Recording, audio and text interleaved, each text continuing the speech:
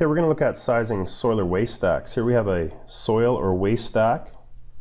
Again, you can tell it's a stack as we've gone through at least one complete story. We're serving 3 stories here.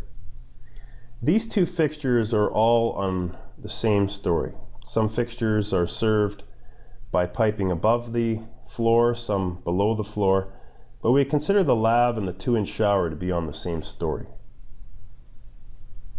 Okay, so we're going to name all the parts of the system here. We have trap arm for the shower, fixture drain for the shower as well, tying back into this vertical soil or waste stack. So all parts of this vertical system, from the stack vent to the base of the stack, will get the name soil or waste stack. Soil or waste stack takes precedence over the name fixture drain, for example. So when the lav connects to the stack, the dominant name is soil or waste stack.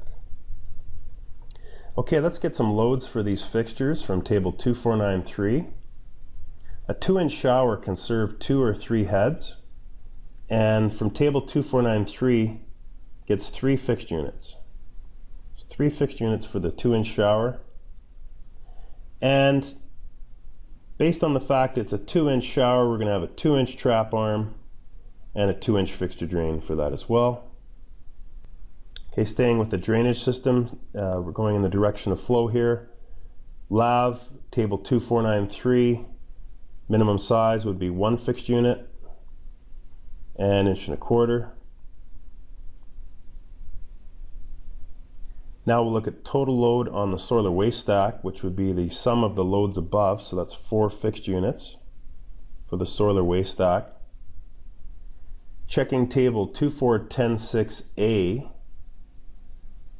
the stack table says that you can accommodate up to 8 fixed units on 1.5 inches, but obviously with the 2-inch trap arm and fixture drain from the shower above, we'll need to accommodate that for minimum size, no reduction permitted, so 2-inch for the soil or waste stack as well.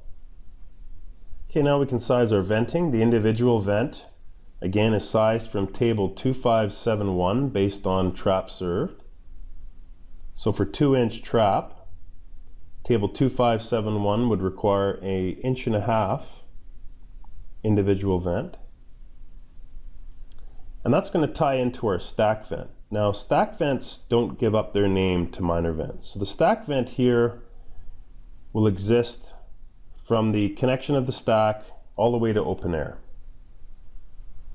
And the length of a stack vent is always taken from its connection to the stack it serves to outside air. So the length of our stack vent for sizing purposes is not the most distant drainage connection, but it's from the top of the stack to outside air. So the length of our stack vent for sizing purposes will be 4 meters, and it's serving 4 fixed units. Now stack vents are sized from table 2584. The first column we look at is the base of stack column, far left column. We only have 2 choices for 2-inch stack base, serving up to 12 fixed units or serving up to 24.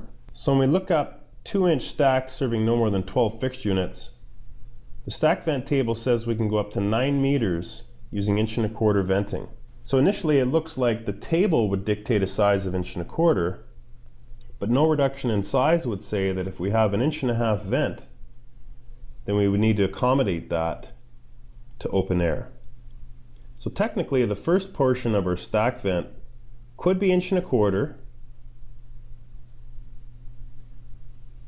but the top of our stack vent would need to be 1.5 inch to accommodate the individual vent we've tied in.